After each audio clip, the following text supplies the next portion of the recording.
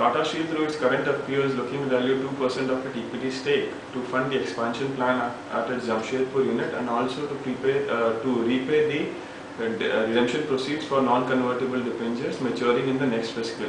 Having one of the most integrated operations for the for its domestic unit, the company enjoys significant margins, which is also reflected in the standalone profit margins of the company, wherein the EBITDA and the net profit margins are aggregate to around 35 and 26% respectively.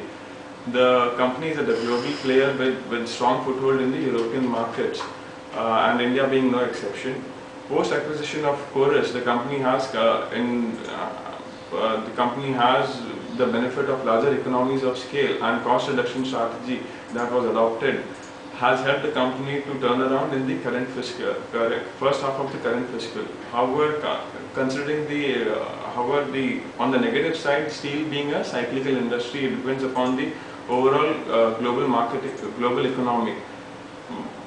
But one of the major concerns that the company faces is the impending slowdown in the European markets, and because almost 50% of the company's revenue are from the European market, this seems to be a major overhang going forward.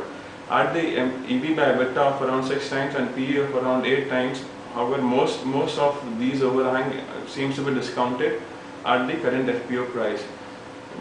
As per the investment strategy, given the current market volatility, the taking a very short-term bet could prove to be a risky proposition. However, those with a higher risk appetite can consider applying for this issue. Investors, on the other hand, would do well to wait and watch, how the global operations pan out going forward.